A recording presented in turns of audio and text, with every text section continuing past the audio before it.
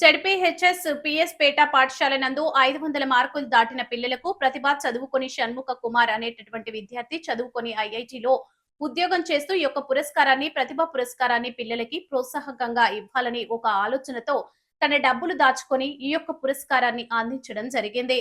భర్తను తండ్రి గారు ఒక కొమ్మరిగా వర్క్ చేస్తూ ఉంటారు. అయినప్పటికీ కూడా తన ప్రోత్సాహాన్ని పిల్లల చదువులో ముందుకు రావాలి అనేటటువంటి ప్రోత్సాహంతో 500 దాటిన వాళ్ళకి ఈ యొక్క పురస్కారాన్ని తను అందించాడు. మెమోంటోస్ ప్లస్ మనీ ప్రైజ్ అని కూడా ఇచ్చాడు.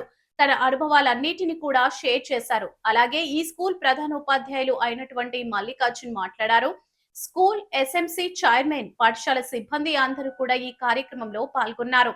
ఆబ్వియస్ గా మనకి తర్వాత ఏమవుతాం పక్కన పెడితే చిన్న పిల్లోడుగా లేదా ఆ టైంలో ఎంత వయసు ఉంటుంది, 15-17 సంవత్సరాల వయసులో మనల్ని ఒక స్టేజ్ మీద పిలుస్తున్నారంటే, మనల్ని అప్రిషియేట్ చేస్తున్నారంటే చాలా ఆనందంగా ఉంటుంది. అరే మనకు కూడా వచ్చుంటే, అంటే నేను కూడా నాకు సీట్ వచ్చింటే నేను జాయిన్ అయిపోయి నన్ను కూడా పిలిచేవారు కదా అనుకునేవాను. బట్ ఆబ్వియస్లీ ఆ టైంలో నాకు సీట్ రాలేదు. సో ఇలాగ కొన్ని కారణాలు నా మైండ్లో ఎప్పుడు ఉంటా ఉండేవి. సో నేను ఉద్యోగం వచ్చిన కొన్నాళ్ళ తర్వాత అనుకున్నాను అనమాట.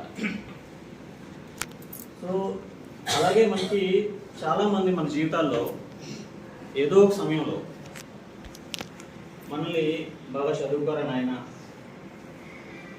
నీ పరిస్థితి తెలుసు కదా. మాది చాలా పేద కుటుంబం, చెప్పాను కదా, మేము పనులు చేసుకునేవాళ్ళం.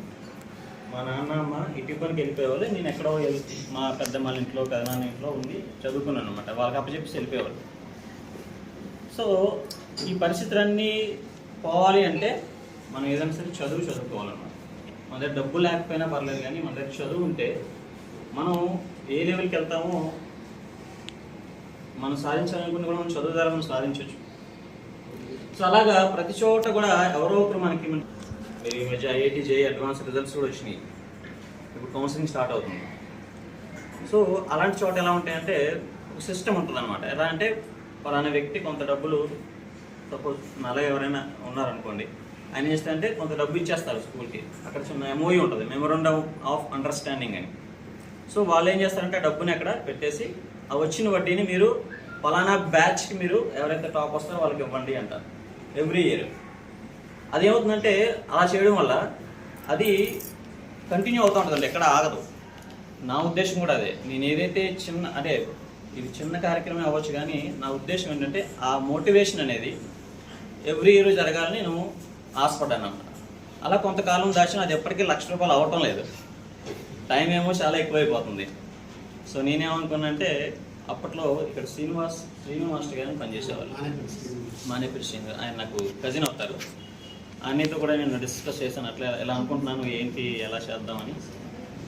ఆయన అన్నాడు, స్కూల్ కాకపోవచ్చు, నేను ఇది మొదలు పెట్టేసాను, ఎందుకంటే అట్లీస్ట్ ఇది కంటిన్యూ అవుతూ ఉంటుంది.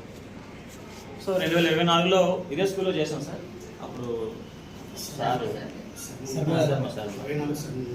2025లో ఏమైందంటే కొంచెం ఊళ్ళో టీచర్స్ కానీ అందరూ అక్కడ చేద్దాం